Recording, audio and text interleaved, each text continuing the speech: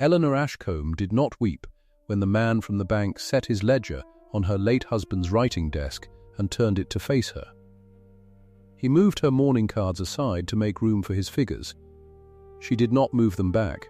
She simply poured him no tea. The arrears came to £200, a sum, he noted, smaller than the carpet she was standing on. He announced the foreclosure before 9 witnesses in her own great hall. Sentiment is not security, madam. The land answers to the ledger now. That night, Eleanor climbed to the muniment room her husband had kept locked and drew out a roll of vellum with a seal the size of her palm. A seal older than the bank, older than the mortgage. If you believe quiet people read the fine print, this story is for you. Subscribe and comment what city you're watching from. Eleanor Ashcombe did not weep when the man from the bank set his ledger on her late husband's writing desk and turned it to face her. She had wept enough that winter. She had wept in the small hours, alone, with Edmund's breathing gone shallow and then gone silent. She had wept at the graveside while the frost held the ground so hard the sexton had cursed his own spade. But she did not weep now. She stood very still in the great hall of Ravensmoor, and she watched the man's clean gloves move her mourning cards aside to make room for his figures, and she did not move them back. She simply poured him no tea. Spring had come late to Thornbeck that year. It was the year of our Lord 1874, and the North Riding held its cold longer than most. The snow had gone from the high pasture only in the last fortnight, and the mill-leat ran fast and brown with the thaw. From the tall windows of the hall you could see the tenant cottages set along the lane, their roofs new thatched. And beyond them the common grazing, where the parish had kept its beasts for longer than any man living could recall. The Ashcombes had held Ravensmoor for 300 years. Eleanor had learned this in her first month as Edmund's wife, and she had learned it the way she learned most things about the land, slowly and by his side. The Ashcombes did not own Ravensmoor. That was the peculiar truth of it, and Edmund had told her so with a kind of pride that she had not understood at first. They held it. They kept it. The word he used was trust. The tenants' cottages, the mill-leat, the common grazing, the little chapel at the crossroads, all of it was bound to the estate, and the estate was bound to something older than the Ashcombes themselves. "We are stewards, Elle," he had said that first summer, walking the boundary with her. "Not owners. My grandfather told me the same. You cannot sell what was never yours to sell. You can only keep it well, or keep it badly." She had kept it well. She had kept it as well as any woman could who had buried her husband in January and taken up the rent books herself before the ground had thawed over him. She kept the books in her own hand now, sitting at his writing desk in the evenings with a single candle. She knew every family on the land. She knew the Becks, 30 years on the same holding, and the 2 families down by the ford who had lost their barley to the wet the autumn before Edmund died. Those 2 families she had forgiven their quarter's rent. She had done it without ceremony. She had gone to them herself, in the mud, in her widow's black, and she had told them the rent book would show them paid, and she had asked them only to say nothing of it, so the others would not think her soft. And to make the accounts balance, for she would not raise a single tenant's rent to cover her own kindness, she had sold her mourning jewellery. The jet brooch, the mourning ring with Edmund's hair set under glass. She had taken them to a jeweller in North Allerton and sold them for what he would give, and she had come home with the money and set the books right and told no one at all. That was the woman Josiah Marle came to see. He did not know it. He never troubled to learn it. He saw a widow in a cold house, and he thought she would be easy. The letter had come 3 weeks before he did. It came from the Aldern Croft Provincial Bank in the town, and it was addressed to the estate of the late Edmund Ashcombe, and it spoke of arrears. £200. £200 in arrears upon a mortgage. Eleanor had read the letter twice at the writing desk, and then she had set it down and gone very quiet inside herself, because she remembered the mortgage. Edmund had taken it 2 years before. He had taken it to re-roof the tenant cottages, the ones she could see from the window now with their fresh thatch, because the old roofs had let the wet in, and old Beck's wife had taken a cough that would not leave her. Edmund had borrowed the money, and he had spent it on other men's roofs, and now the bank said £200 was owed and unpaid. She had gone to his desk to find the receipt. She was certain there was a receipt.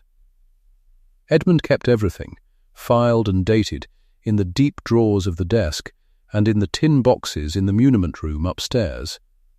And as she searched, pulling the papers out one by one and reading each by the candle, she came upon a thing she had not thought of in a long while. The old muniment roll, in its leather case, the seal at the foot of it heavy as a coin. She had lifted it and turned it over. The grant. That was what Edmund had called it. The grant that meant the land was never truly theirs to sell, only theirs to keep. She had heard him say it, and she had not thought hard on the words. She set the case aside on the desk, and she thought no more of it, and she went back to hunting for the receipt for £200. She found it. It was a fair copy, dated and stamped, and it showed the £200 paid in full on a day the autumn before, into the hands of a clerk at Aldern Croft. Edmund had paid it. The money the bank now called arrears had been given over months since, and someone in that bank had lost the record of it, and the fault was theirs and not hers. She sat with that a long while. Then she took up her pen, and she wrote her reply. She was careful. She was cold, and she was exact, the way she had learned to be with figures. She copied out the receipt in full, the date and the sum and the clerk's own mark, and she wrote that the arrears the bank complained of were the bank's own error, a payment made and mislaid by their man, and that she looked to have the matter corrected without further correspondence. And because she was a woman, and knew how a woman's word was weighed, she sent for the Reverend Hartley. Hartley had been Edmund's oldest friend. He had married them. He had buried Edmund. He came within the hour, an old man in a black coat, his hands trembling a little now with the years, and he read her letter, and he read the receipt beside it, and he looked at her over his spectacles. "They have lost it," he said. "The payment. They have simply lost it." "They have," said Eleanor, "and they demand it a second time." "They do." Hartley set the papers down.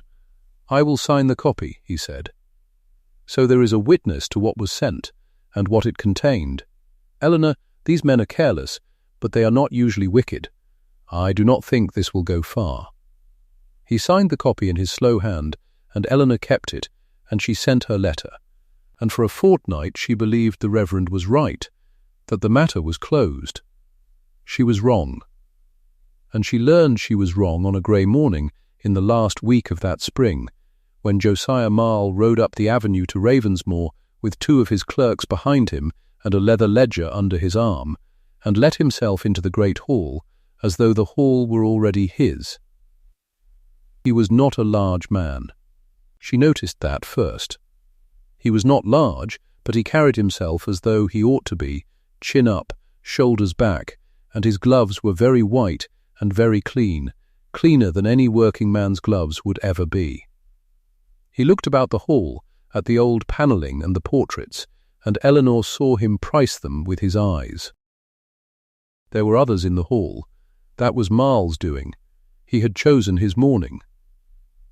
Thomas Beck was there, the head tenant, come up about the spring sowing, his cap in his hands. 2 of the Ford family's men were there beside him. The steward was there.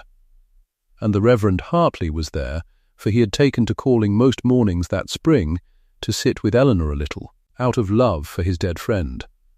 There was another of Edmund's old friends beside him, a Mr. Cawood from the next parish. 9 of them, all told, in the great hall of Ravensmoor when Josiah Marle walked in. 9 pairs of eyes. He had wanted an audience, and he had one, and Eleanor understood in the first moment that this was the point of the whole performance. He did not remove his hat until she looked at it. "Mrs. Ashcombe," he said. "Josiah Marle." Regional Manager, Aldern Croft. We have corresponded. We have, said Eleanor. Then you will know why I am here. He walked to the writing desk, Edmund's desk, where the mourning cards still stood, the black-edged cards from every family in the Dale propped up in their little row, and Josiah Marle set his ledger down upon the desk, and with the back of his clean-gloved hand he pushed the mourning cards aside, 3 of them tipping flat, to make a clear space for his book. Then he turned the ledger to face her. Eleanor looked at the cards lying on their faces. She did not move to write them. She looked at Marle, and she did not offer him tea. And something in the room grew very cold and very quiet, and old Beck by the door shifted his weight and did not know where to put his eyes. "You had my letter," Eleanor said, "and the receipt within it. The £200 was paid. Your own clerk took it." Marle smiled. It was a patient smile, the smile of a man explaining a simple thing to a child. "I have your letter, madam. I have the copy you were so careful to have witnessed." He glanced at Hartley, and the old clergyman coloured. But a receipt is a scrap of paper. The ledger is the ledger. And the ledger of the bank shows the sum outstanding. "You will forgive me, but I must trust the book of the bank over a leaf of paper found in a dead man's drawer." "The receipt is the bank's own," said Eleanor. "It bears your clerk's mark." "Marks can be made," said Marle lightly, and let the insinuation hang there in the hall for all 9 to hear. She felt the insult of it go through the room. She saw Thomas Beck's jaw tighten. She said nothing, because she had learned that a raised voice was the one thing men like Marle knew how to answer. Marle drew out a second paper from within his ledger, a printed thing, and he laid it on the open book. "I will not trouble you with the letter and the receipt any further, madam, because they do not signify. What signifies is this: notice of foreclosure. The mortgage upon Ravensmoor is in default. The bank calls in its security." He looked up, and he let his eyes travel round the hall to the tenants, to the clergyman, so that they should all hear the next part. "The land, madam, and every cottage and rood upon it passes to the bank. You have until Michaelmas to quit. The 24th of September. Your tenants likewise." There was a sound in the hall then, a small sound, the intake of breath from several men at once. And old Beck said, "Quit," and stopped, because he did not understand it yet, could not fit it in his head, that a man in white gloves could walk into a house and put a whole parish out onto the road. Marle heard the word, and he turned to Beck, and he could not help himself. The contempt came up in him like water in a cup filled too full. "You seem distressed," he said to the room. "I understand. Sentiment is a natural thing. But you must understand that sentiment is not security, madam." He said it to Eleanor, but he said it to all of them. "The land answers to the ledger now. It does not answer to how long a man's fathers walked it, nor to who is buried in the churchyard, nor to a widow's grief. The land answers to the ledger. That is the whole of the matter, and there is nothing further to be said." And Eleanor Ashcombe, who had not wept, and who had not raised her voice, and who had not righted the mourning cards, looked at Josiah Marle across her dead husband's desk, and she said one thing, quietly, so that every man in the hall leaned in to hear it. "You would do well, Mr. Marle, to search the title before you print another word." She said it plainly. She did not threaten. She did not raise her chin as he raised his. She only said it the way a person tells another that his coat is on fire out of a kind of duty, whether he will listen or not. Marle laughed. It was a short laugh, an honest one, surprised out of him, and it filled the cold hall and made old Beck flinch. "Search the title," he repeated, delighted. "Yes, I shall have Mr. Prentice search the title, madame, most thoroughly, and I have no doubt he will find it exactly as sound as the bank's charge upon it. You need not instruct me in my business." He gathered up his ledger, sweeping the mourning cards further aside as he did, and he tucked the notice half under the desk's inkstand, where it would stand upright for her to read. "Good day," "Michaelmas, I would not leave the packing to the last week." He went out, his clerks behind him, and they heard the horses on the gravel, and then the hall was silent but for the fire. 9 men had heard it. That was the thing Marle had not reckoned. He had wanted witnesses to his power, and he had got them. But witnesses are a debt as much as a warrant, and the 9 who had watched him move a dead man's mourning cards to lay down his ledger, they had watched, and they would remember, and there was now an account open in that hall that would have to be closed in that hall, one way or the other. Old Beck came across the floor and stood before Eleanor, turning his cap round and round. "Mistress," he said. "Is it true then, Michaelmas?" "It is what he says," said Eleanor. "They cannot," said Beck. 30 years I've, my father before me, they cannot just." He looked at her, and his face was the face of a man who has been told the sun will not rise, who cannot make his mind take hold of it. "The gentry," he said. "The bank. A man cannot fight that, mistress. There's no fighting it." "No," said Eleanor. "Perhaps not." But she was not looking at Beck when she said it. She was looking past him, at the writing desk, where the mourning cards lay tumbled and Marle's notice stood up under the inkstand. She was looking at the desk and at the corner of it where, 3 weeks before, she had set down a leather case with a seal on it heavy as a coin, and thought no more of it. The case was not there now. She had carried it up to the muniment room herself and locked it away with the other rolls the day after she found the receipt, meaning to look at it properly, and never had. She said no more that morning. She saw the men out, gently, one by one. She told Beck she would send for him. She let the Reverend Hartley take both her hands in his and say that this was monstrous, monstrous, and that he did not know what could be done, that the bank's reach was long and he was an old man, but that he would stand by her, whatever came. She thanked him. She sent him home.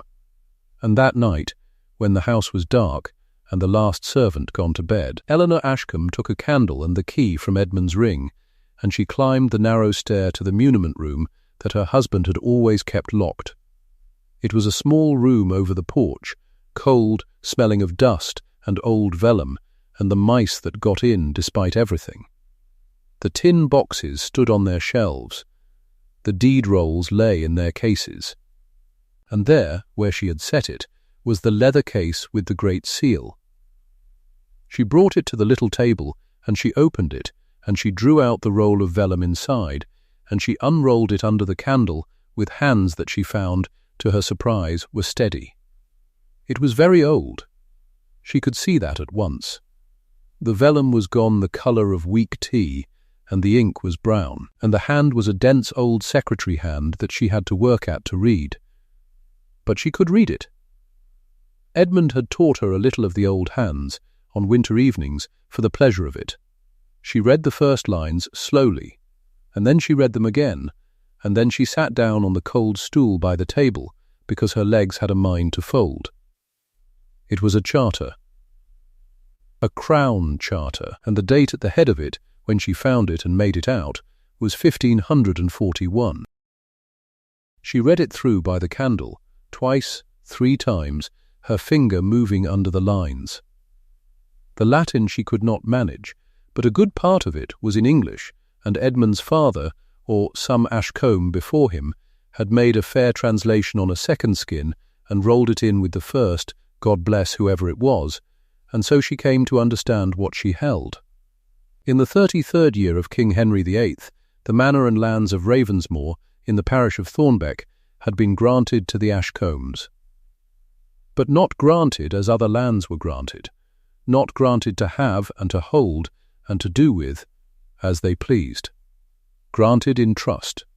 Granted, the word said, in perpetual and inalienable trust for the parish of Thornbeck and the tenants thereof, the family to keep and steward the same, and never to sell, alienate, mortgage, nor encumber it, nor any part thereof, the land being held not as the family's own chattel, but for the use and sustenance of the parish for all time.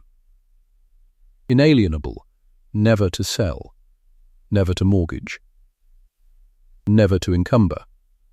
Eleanor Ashcombe sat in the cold muniment room with the candle guttering, and she read that word a fourth time. Mortgage, with the great black knot before it, and she understood, slowly, the way the light comes up on a winter morning, exactly what it was that Josiah Marle had walked into her house and set his ledger down upon. Edmund had borrowed £200 against Ravensmoor. Edmund, who had told her 100 times that they did not own the land, that they only kept it, that you cannot sell what was never yours to sell, Edmund had gone to the Aldern Croft Provincial Bank and pledged, as security for £200, land that no Ashcombe had ever had the lawful power to pledge. Not Edmund, not his father, not any of them, living or dead, back 300 years. The charter forbade it.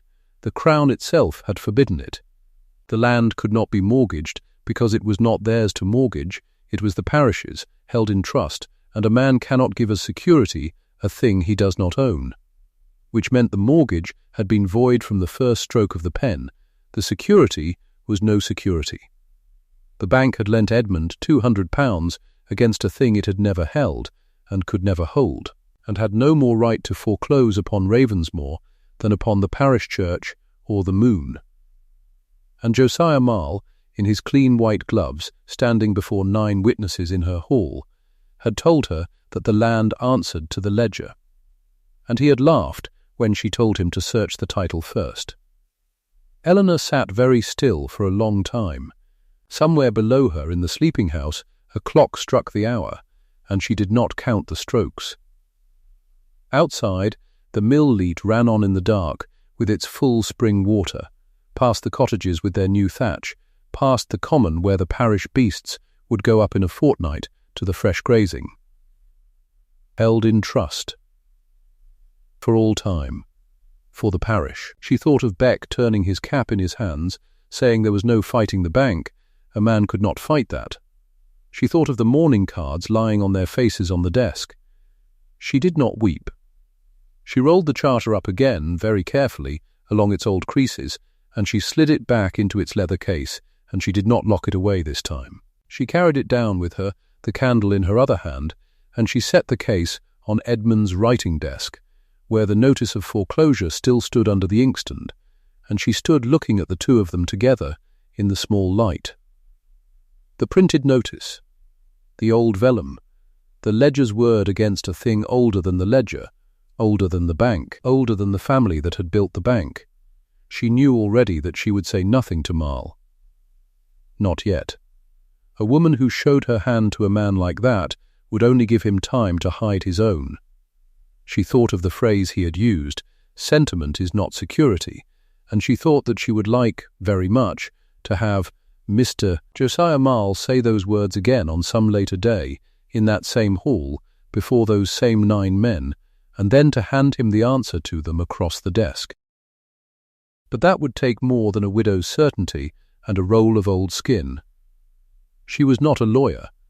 She knew what she read, but she knew too how men like Marle and Prentice would twist a thing, would call the charter a curiosity, a dead letter, a piece of family romance with no force in law.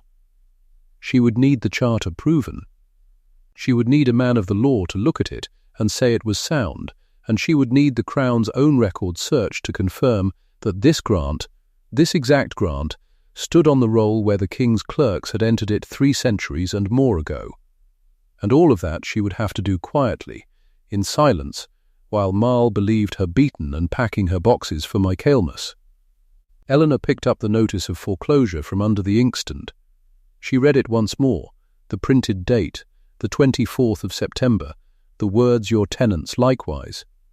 Then she set it down again, and she laid her hand flat upon the leather case beside it, and she stood a moment longer in the dark hall with her dead husband's desk between her hands. If you believe quiet people read the fine print, this story is for you.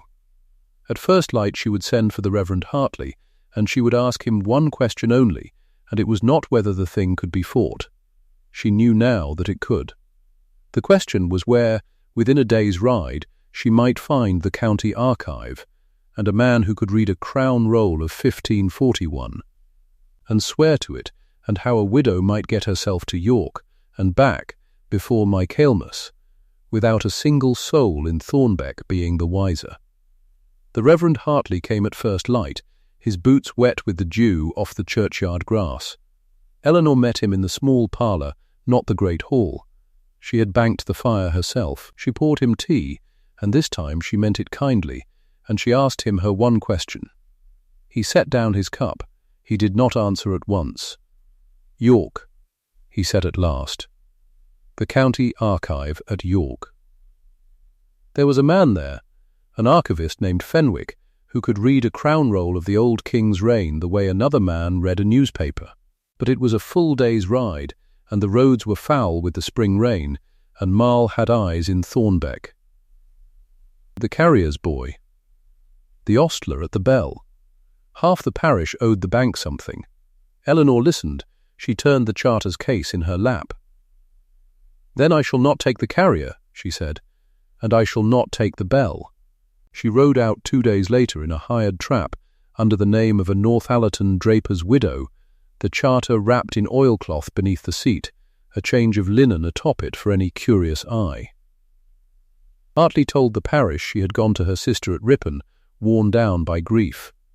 It was a lie, and he was a clergyman, and he told it without a tremor, because he had buried Edmund Ashcombe, and he knew what Edmund would have wanted. The archive at York was cold as a crypt and smelled of dust and tallow. Fenwick was a small dry man with ink in the creases of his knuckles. He unrolled the charter on a long table under the north light, and he was silent a long time. He read the Latin under his breath. He touched the seal with one finger, not quite touching it, the way a man might hold his hand near a fire. "This is the Great Seal of King Henry," he said. "The 8th of that name. 1541, the 33rd year of his reign." "Is it sound?" Eleanor asked. Fenwick did not look up. "Madam," he said, "this is not the copy. This is the original grant. Do you know what you have carried into this room under a draper's linen?" "Tell me," she said. He drew a breath. "The Crown granted Ravensmoor to your husband's house in perpetual trust. Not in fee. Not to hold and sell and pledge as a man pledges his watch. In trust for the parish of Thornbeck. The cottages, the mill leat, the common grazing, held for the tenants, in the family's keeping, forever. The word here is inalienable." Eleanor's hands were very still. "And what a man may not alienate," she said, "he may not mortgage." Fenwick looked at her then, over the top of his spectacles, and something in his dry face shifted toward respect. "He may not," he said. "Not living, not dying, not by any deed drawn by any bank in England. Your husband could no more have pledged this land than he could have pledged the parish church. Whatever paper the bank holds, it holds against nothing." Their security was void from the first stroke of the clerk's pen. He went to the great presses at the end of the room. He drew out a roll longer than a man is tall, and he unrolled it across 2 tables, and he found the entry, and he set his finger on the line where the king's clerk had written the grant 3 centuries and more ago in a crabbed brown hand on the very crown roll of that same year. "There," he said. "Recital confirmed. It stands on the roll. I will swear to it. I will write it out under my own hand and my office seal, and no man in a courtroom will shake it." Eleanor did not weep in the archive at York, any more than she had wept when the man from the bank set his ledger on Edmund's desk. But she closed her eyes for a moment, and when she opened them she said, very quietly, "Then write it. Miss Fenwick, write it all." She was home in 3 days. No soul in Thornbeck was the wiser.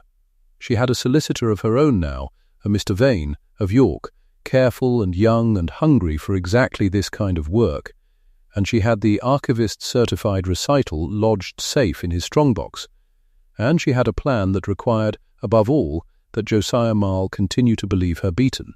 So she let him believe it. He came to the hall a week before Michaelmas to gloat, though he would have called it settling arrangements. She served him tea.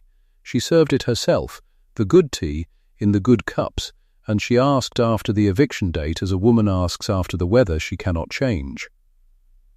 "The 24th, Marle said, pleased with the sound of it. Michaelmas Day. "The cart's at first light. I trust you'll have the tenants ready. It goes easier when they don't make a scene." "I shall speak to them," Eleanor said. "Very wise." He set down his cup and drew on his clean gloves. "You've taken it well, madam, better than most. Some women weep, some scream." He looked round the great hall, at the beams, at the writing desk, already measuring it for another man's furniture. A pity, all this. But sentiment is not security. I believe I told you that. "You did," Eleanor said. "I have not forgotten it." He left certain. She watched his trap turn out of the gate, and she felt nothing she would call triumph. Not yet. Only the cold patience of a woman who has read the fine print and is waiting for the fine print to be read aloud. But the silence nearly broke. Twice. The first time was Prentice. The solicitor was a correct man, and correct men are made uneasy by things that go too smoothly. He sent a clerk out from the county town to re-examine the deeds, hardly heard of it from the man's own cousin, and rode to the hall white-faced, certain all was undone. Eleanor sat him down. She poured no tea. There was no time for tea. "What does the clerk examine?" she asked. "The deeds," Hartley said. "The mortgage papers. Prentice wants them clean." "And where does a clerk sent to examine a mortgage look?" Eleanor said. "In the mortgage file. In the bank's own papers. Does he climb to a locked muniment room in a dead man's house and unroll 300-year-old skin, looking for a grant no one told him exists?" Hartley stared at her. "He does not," Eleanor said. "He searches what he was sent to search. The charter is in York, in Mr. Vane's strongbox, and its recital is confirmed on the Crown roll, and Prentice's clerk will find the mortgage papers in perfect order and go home and report that all is well. His very tidiness is my friend. Let him look. The clerk searched the mortgage papers. He never touched the muniments. He went home. All was well. The second time was worse, because it was open, and there was nothing to be done but watch. 3 days before Michaelmas a man came onto the land in a good coat, with a chain and a level and a boy carrying stakes. He was the consortium surveyor, and he walked Eleanor's fields as though he already owned them, and he drove his stakes along the line of the mill-leat where the railway cutting was to run, and he wrote in a book, and he did not so much as touch his hat to the house. Eleanor watched from the window of the great hall. Thomas Beck came up from the yard, his cap in his hands, his old face working. "Missus," he said, "they're driving stakes, along the leat. Are we to be turned off then after 30 years, so a railway can run where my father grazed his beasts?" Eleanor did not turn from the window. "Miss Beck," she said, "do you know what that land is held under?" He shook his head. "It is held in trust. For the parish, for you, and your beasts, and your father before you. It was granted so by the king 300 years past, and the grant says it may never be sold, nor pledged, nor taken. A railway cannot cut through land held in trust for a parish. Mr. Beck, not without an Act of Parliament passed at Westminster, argued and voted and sealed. That gentleman with his stakes believes he is measuring a purchase. He is measuring nothing. His masters never sought the Act, because they never dreamed they needed it, because Josiah Marle told them the land was theirs for a mortgage of £200. Beck turned his cap over and over. "Then why do you let him drive his stakes?" he said. Eleanor watched the surveyor drive another. "Because," she said, "the further he drives them, the further they all fall." The day before Michaelmas the sky broke open. Rain came down the York Road in sheets, and the Becks rose, and the bridge at Otley's Ford went under. And on that morning of all mornings, Marle came early, with the consortium's men in a covered wagon, and a bailiff with a paper, and 2 carters to load the tenants out. Eleanor's solicitor did not come. Vane was somewhere on the far side of the flooded ford, with the archivist's certified recital in his bag, and the water rising and no way across. Hartley stood at the hall door and looked at Eleanor, and there was terror in his good honest face, because for one long beat it seemed she would face the whole apparatus of the bank and the railway and the law with nothing but a roll of old skin and her own dry certainty. Marle came into the great hall as though he owned the beams. He set his ledger on Edmund's writing desk. He turned it to face the room. 9 witnesses, Eleanor thought. He has brought me 9 again, without knowing he has done it, his own men, the bailiff, and there in the yard, through the open doors, the tenants gathered in the rain. Thomas Beck. 30 of them. The same account, the same hall. Load the carts, Marle said to the carters. Begin with the head tenant. Beck, is it? 30 years. He almost smiled. Sentiment, Mr. Beck. It is not security.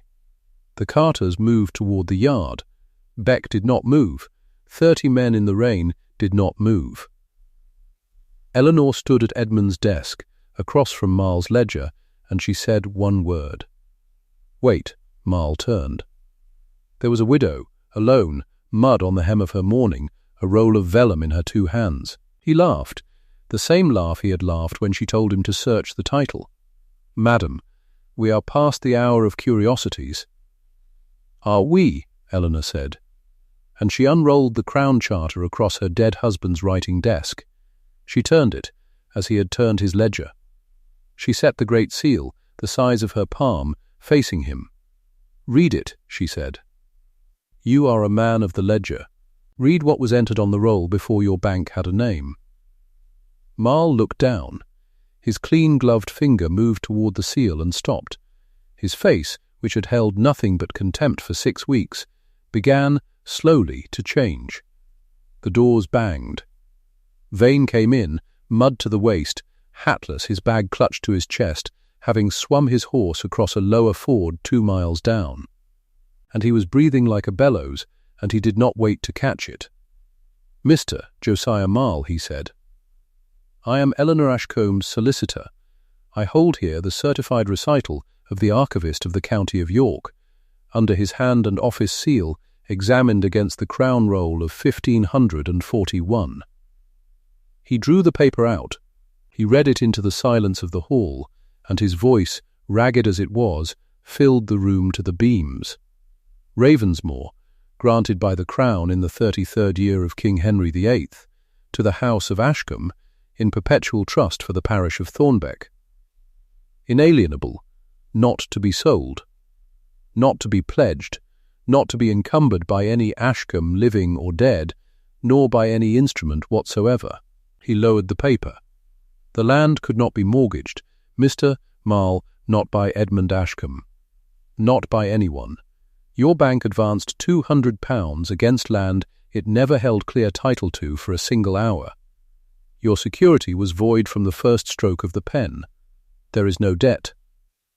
There never was a debt this bank could enforce, because there was never a mortgage the law would recognize. Marle's mouth opened. No sound came from it. And it is worse than that, Vane said, and now he was quiet, and the quiet was worse than the reading had been. Because I have seen your own file, Mr.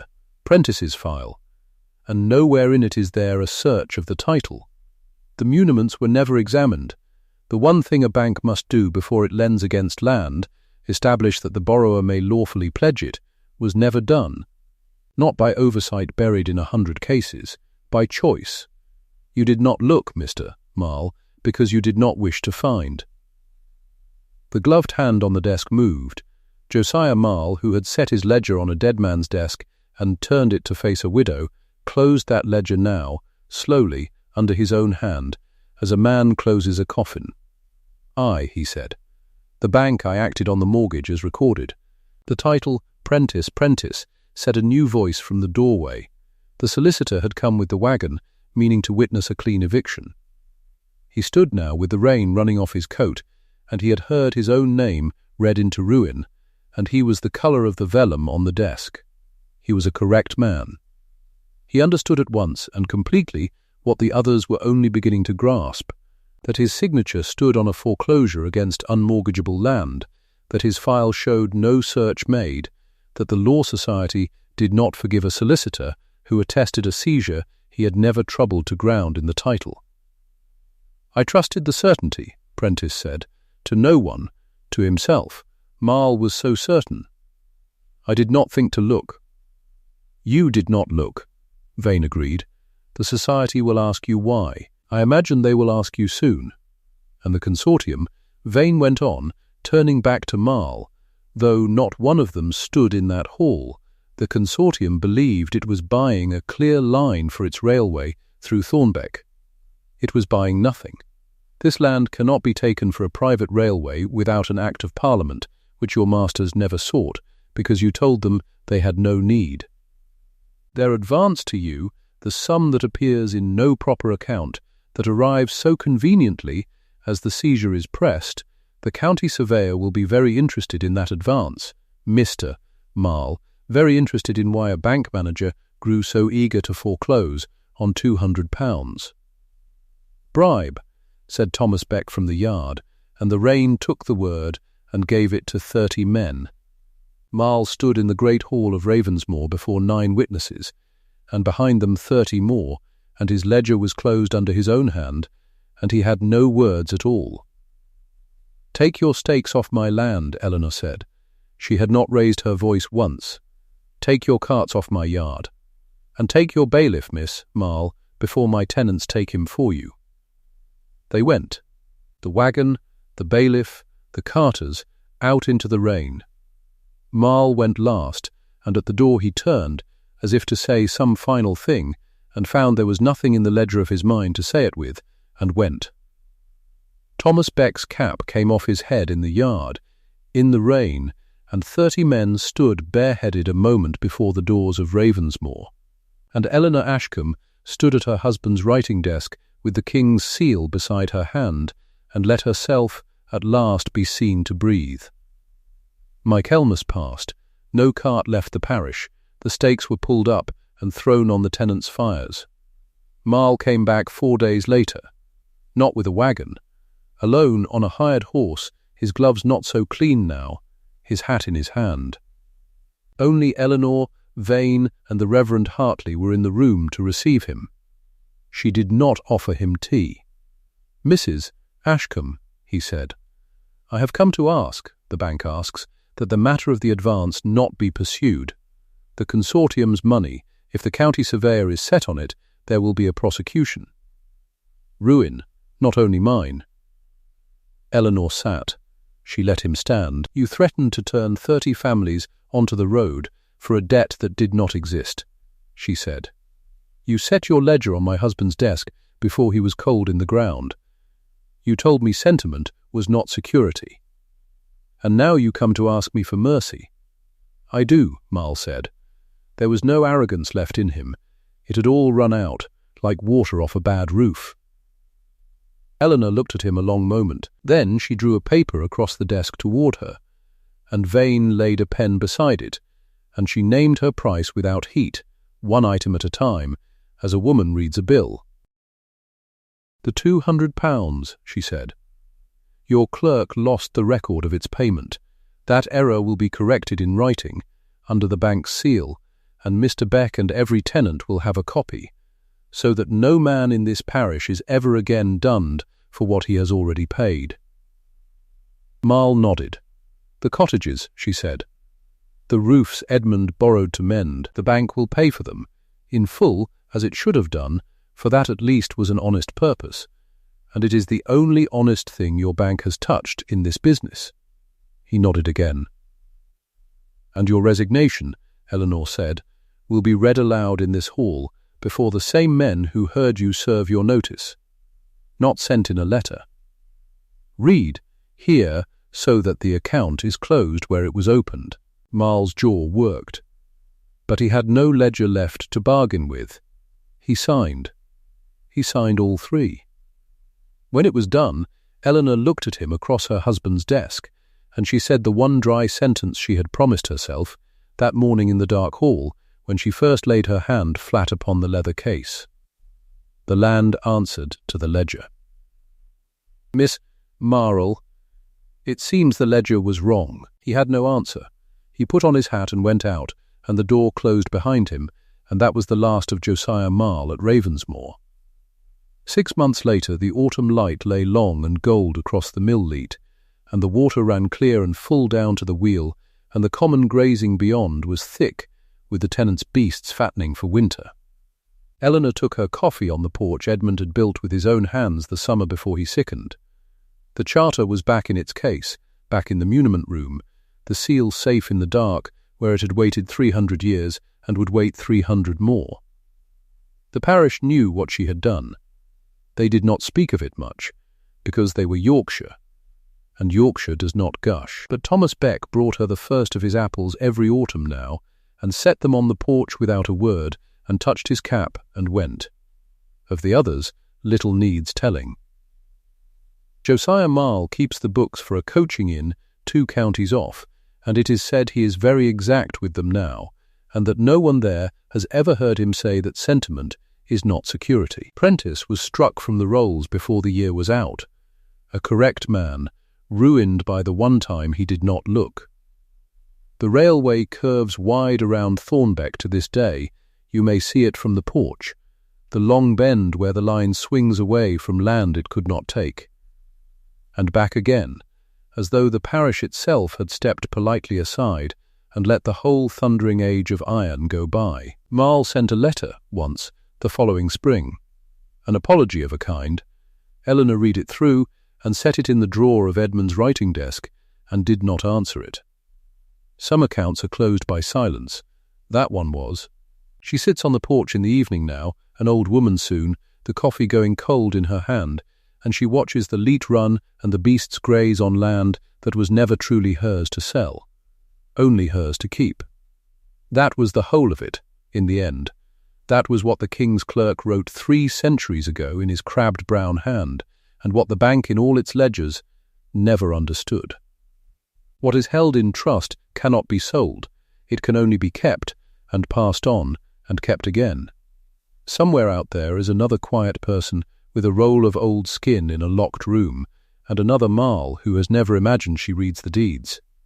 Comment your city and tell me, do the quiet ones win where you come from too?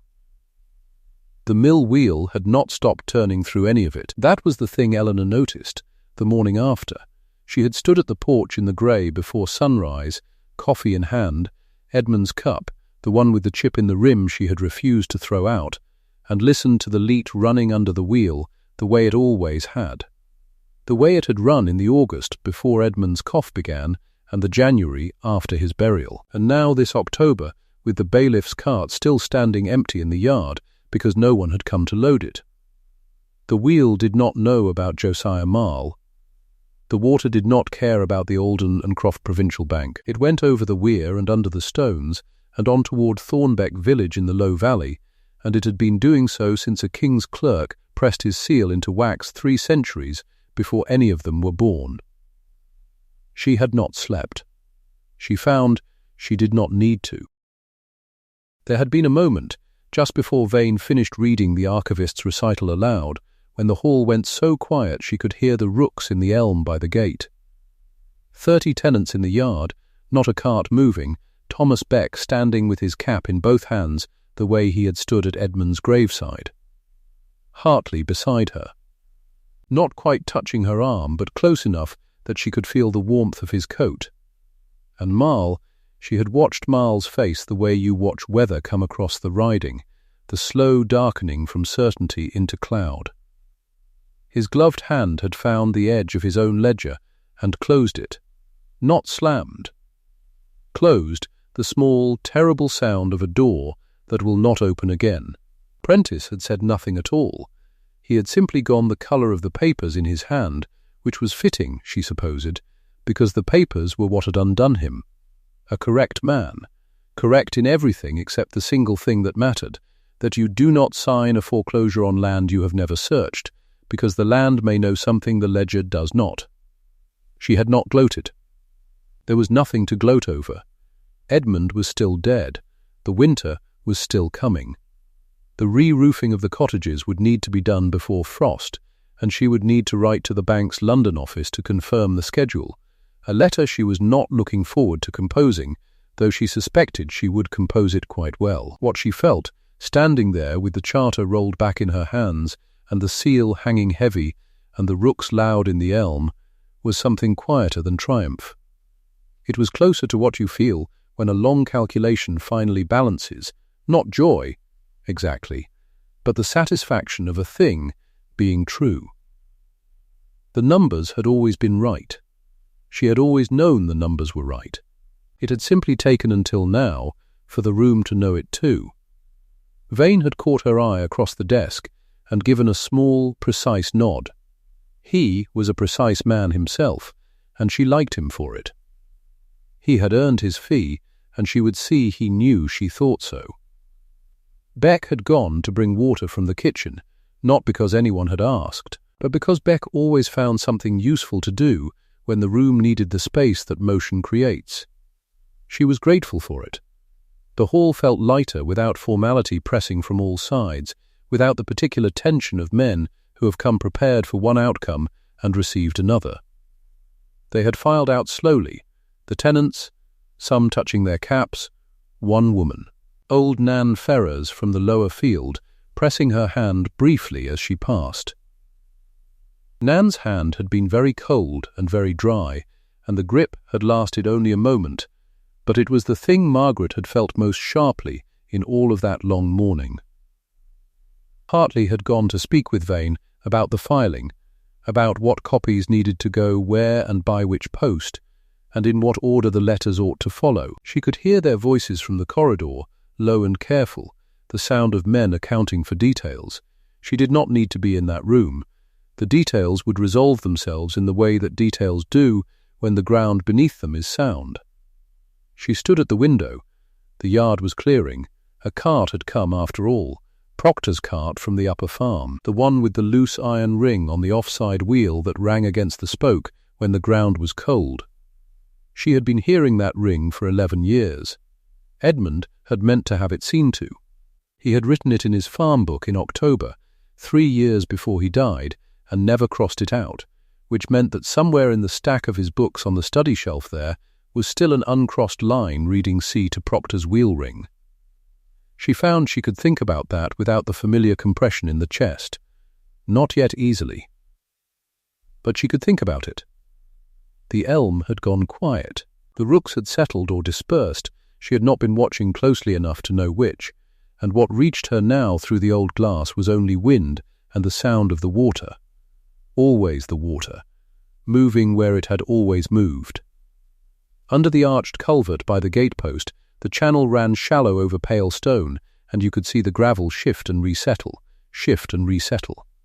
As it had been shifting and resettling since before the charter was written, before the seal was pressed, before any name anyone in this hall had ever carried had been a name at all. The charter itself lay on the table behind her. She had not rolled it tightly. It deserved to breathe a little after 3 centuries folded in the dark. She thought she might walk down to the weir in the afternoon, when the letters were drafted and the cold had lifted slightly, if it lifted. She thought she might stand at the water a while, not for any reason a lawyer could name, simply because the water had been there the whole time, knowing nothing and keeping everything, and that seemed to her, on balance, like a thing worth acknowledging.